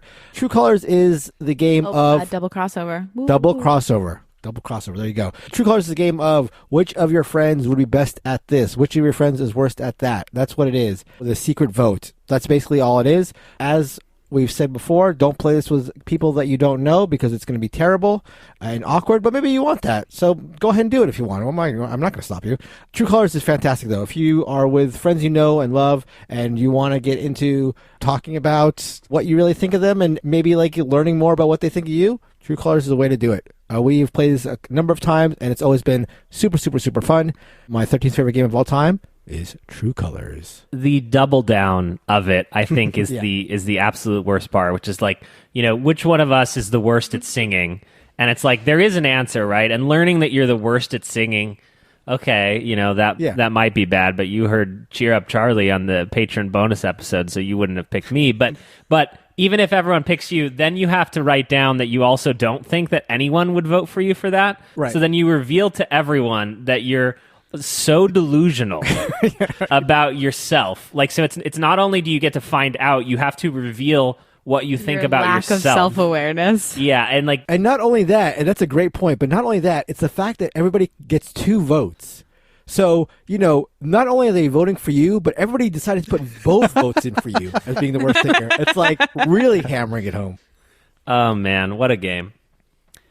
My 13th favorite game, like Exit, is an extremely Neilan game, which is to say it's high on my list and will probably not be on anyone else's. This is Watson and Holmes. This is a murder mystery game in the vein of Sherlock Holmes Consulting Detective, which is a cooperative game, but Watson and Holmes takes that construct and makes it competitive.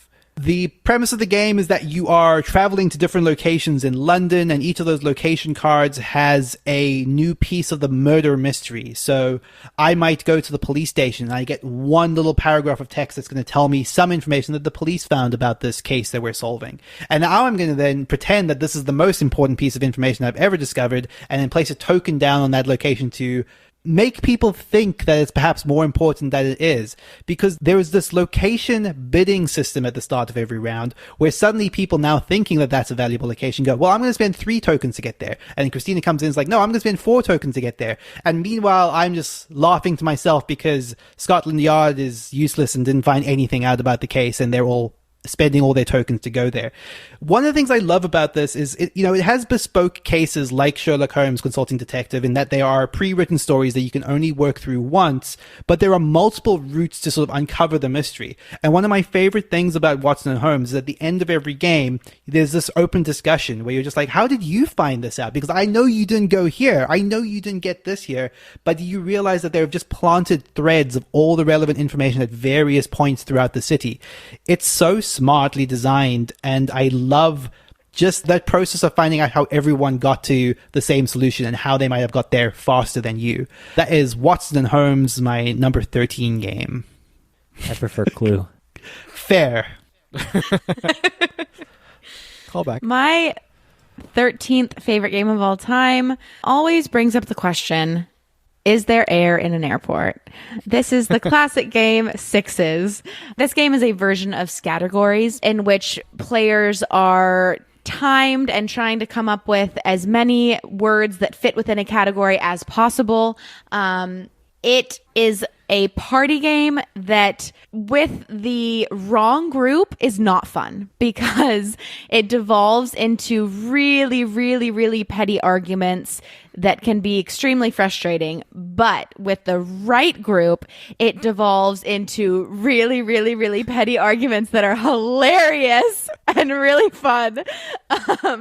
I would say we've had way more of the latter version of the game, Sixes. You can bring it out. You can teach it to anyone. It's a family game. It's a gamer game if you want it to be. It never disappoints, never lets me down, and we always learn who the tryhards are. Wasn't the last one about? I was going to say, bugs, spiders, bugs. I think was the theme of that.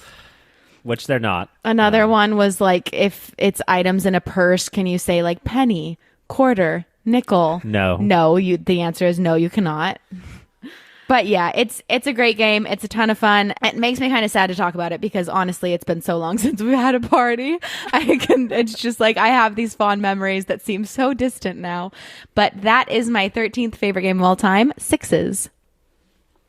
It really has turned for us into like, if you vote with me on this one, I'll vote with you on the next one, which it may be outside the scope of Sixes at this point, but definitely some top 10 gaming memories of all time at some Barrage Cons with Sixes. My 12th favorite board game of all time has moved up from slot 23. I want to make a board game dictionary. I want in it to have the Eurogame label, and I want next to it to be the box Hansa Teutonica. The quintessential old-school Euro game, the silver bullet to push us away from the new-school Euro game where everything that you do matters. No. Let us play Hansa Teutonica. I believe this is a triple. This is for me as well. And if it has not yet become a quad crossover, so shall it may become at some point in the future episodes. I really think this is so smooth, so elegant, a game of upgrading your ability to do things on the map, a game of blocking, a game of wanting to get got so that you can move your troops to another location and get even more. Just a delight. The new big box is out in stores now, and there is not really a better value recommend that I think the podcast could give. You should play Hansa Teutonica. Let us bring it back. Let us usher in an era where we can hurt each other in our Euro games and we can have a good time together. Hansa Teutonica, my 12th favorite board game of all time. My 12th favorite game of all time has dropped from 4. Last year, it was 3 the year before that. This is Francis Drake. Big drop from Francis Drake.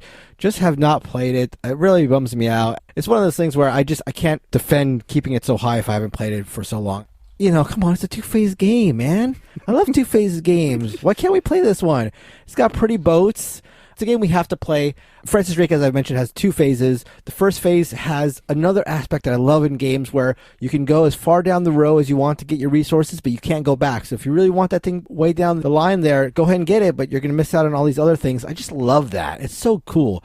And furthermore, the things you can get on that track, on the resource track, there's a lot of like standard things like, workers and gunpowder and stuff like that you can, you get every round that is not too exciting, but there are like one-off spots that unlock special like abilities and special information, and that's another thing I love. It's like you can not only go for like grabbing all resources, but grab these like special things that make you like even more powerful.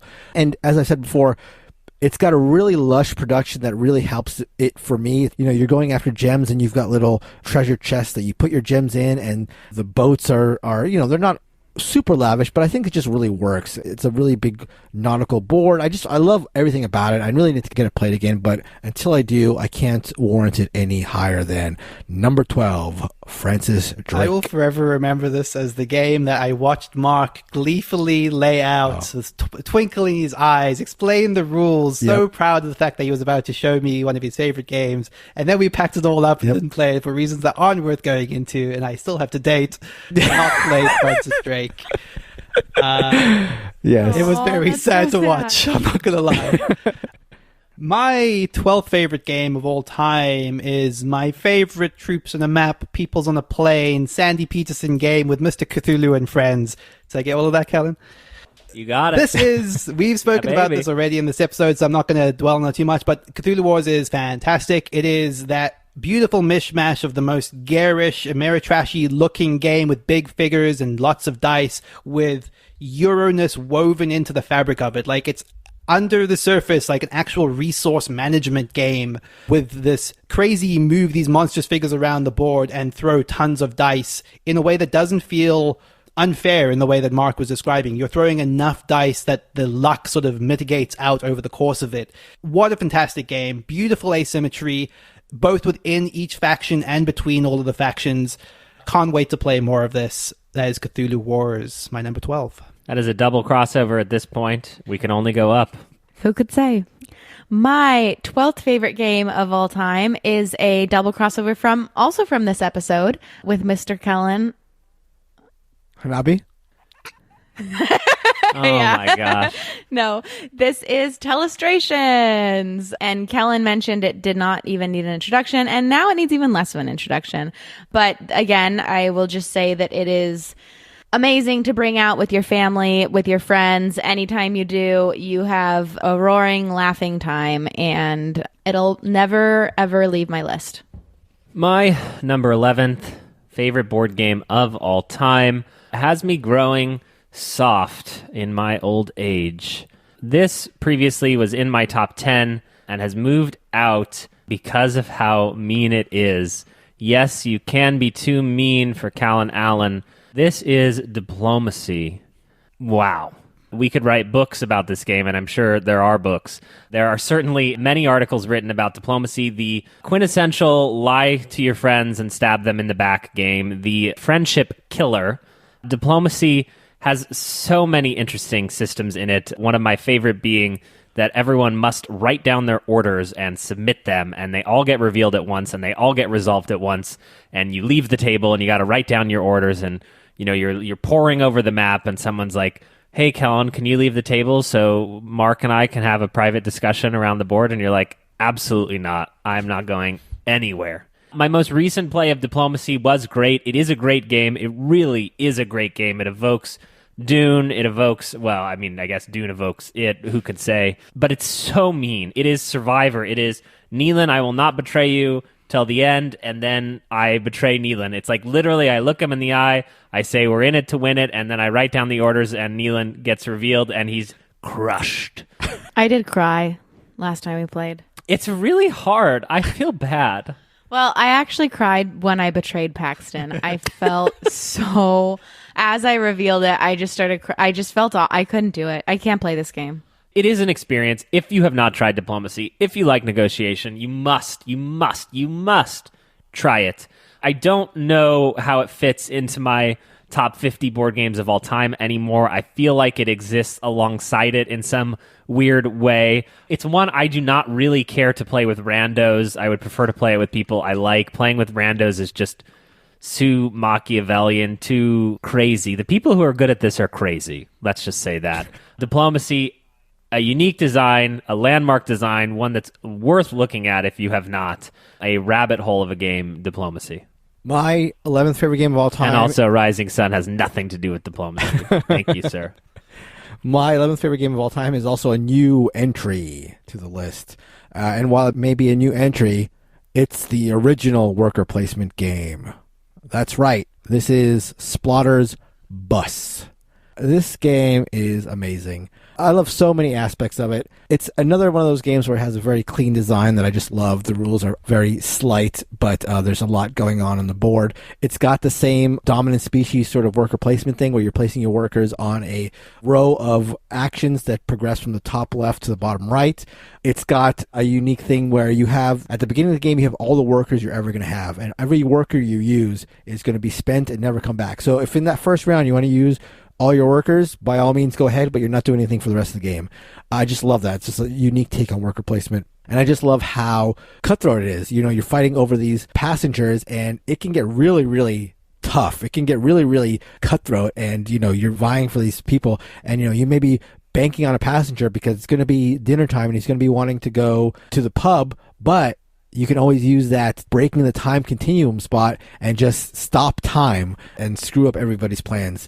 It's just a really, really fresh, I say fresh, although it was the first, but it's like a worker placement game like no other to me. And even though it came first, it's been iterated upon, and, you know, there's other claimants for the throne of first worker placement game, but I don't think many do the same things that Bus does. I just love it.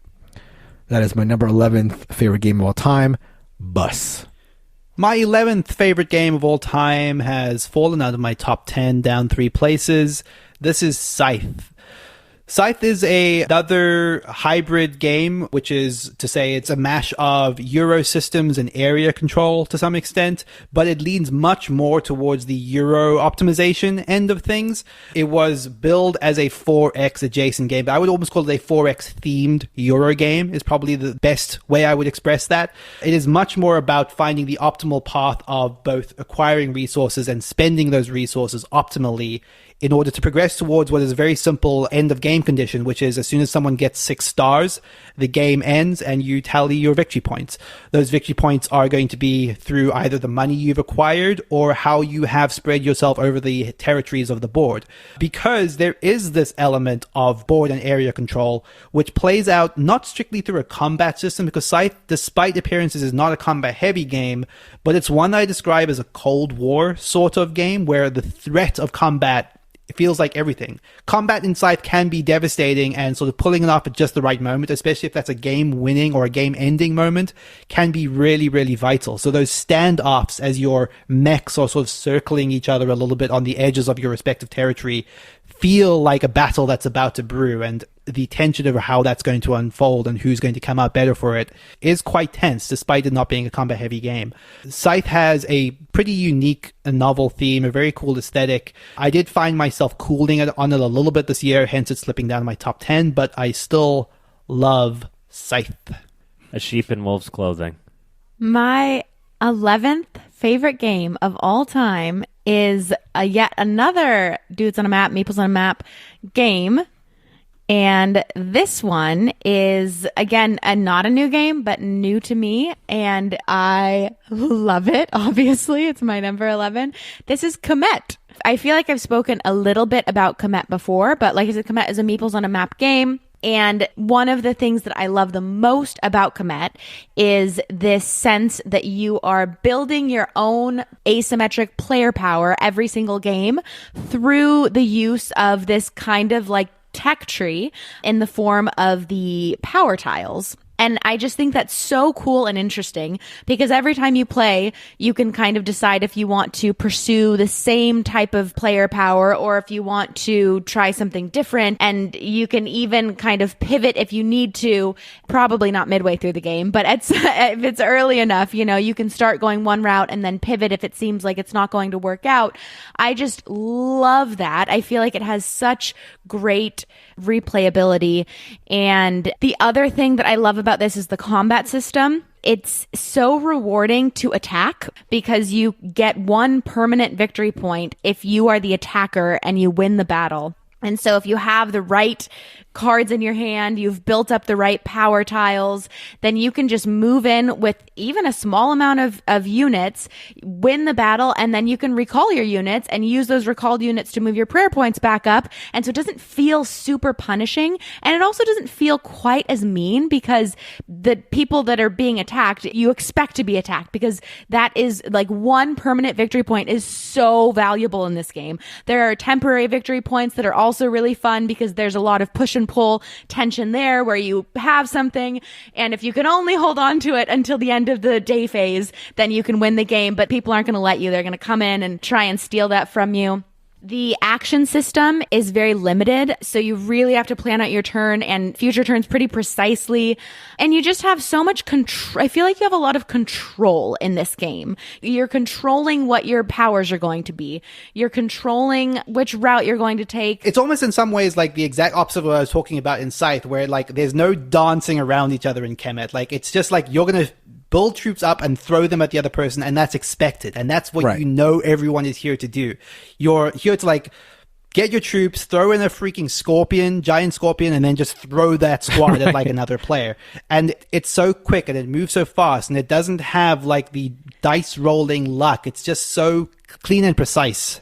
And the movement is so unique as well because you can literally teleport. I know Kellen hates that about it, but I think it's super fun. And kind of to what you were saying, Neilan, like you can make right. things happen so fast, you know, which is pretty necessary because actions are very limited. It steals its combat card system from one of our favorite games, Heroes of Land, Air, and Sea. Oh boy. The battle is also really interesting because winning a battle is different than hurting enemy units. units. And so you really have to be careful, because if you have a card that is really strong for winning the battle, it might not also be good at either killing enemy units or protecting your units from being killed. So if somebody is being attacked and they're like, well, I can't win this battle, but I can kill all their units, then it doesn't matter if you win the battle. Right. So it's a very interesting take on battle, and just so much fun. I really, really love this game. I'm so glad that this entered my world this year. And this is a double crossover for me. Kemet was earlier on my list as well. Fantastic game. Oh, what number was it for you? It was number 34 on my list. Okay. I wonder, Mark, if we could figure out why their opinions on these games are so wrong. Rising Sun and Kemet together being sort of just the worst versions of the other Dudes on a Map games. Well, Rising Sun's on my list, and No. And also, Mark and I have the exact same opinion on Inish. So that's right. So, Mark, So I just said, do you want to form an alliance with me? And what did you say? well, I do want to hear, Kellen, your take on the mathematical, how close everybody is to everybody else in Kemet. No one cares, Mark. Stop bringing it up. Yes, every spot is the same as every other spot on the board, but it doesn't look like that. It's an optical illusion. I love that. Oh, that is Kemet, my 11th favorite game of all time. So that is going to do it for our top 2011 favorite games of all time. Join us next week for the big one, the top 10.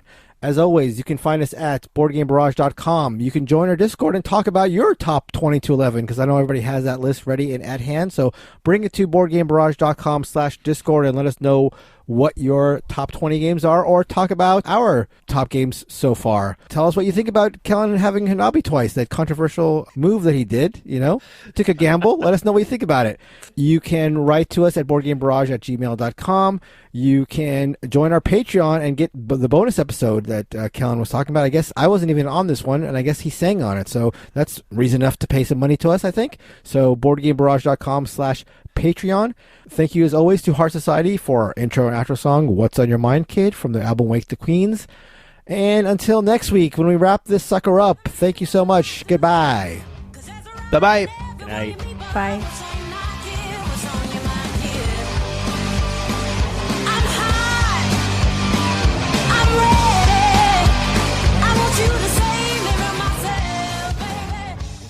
You're up, Kellen. Oh, sorry. No problem. My bad. I forgot the acronym already after one run through. One easy thing to remember. I Nope, used to do this I in don't. school. All you have to remember one thing, and Nope. it's the same every single episode. Great. All you have to remember is who comes before you. Okay, but I went first. Yeah, but for the rest of the Okay, but it doesn't. You said I have to remember one thing, and it already is broken. Oh my gosh. Right? He got you there. He got you there. Proved you. Christina. Yeah, you got me. You've made a mistake. Issue your correction. All right. My 19th favorite. I go after this. My 17th favorite game of all time is the other game that has risen dramatically. Wait. Yeah, We're you're on off. 18. Damn it. My number 18. My number 18 favorite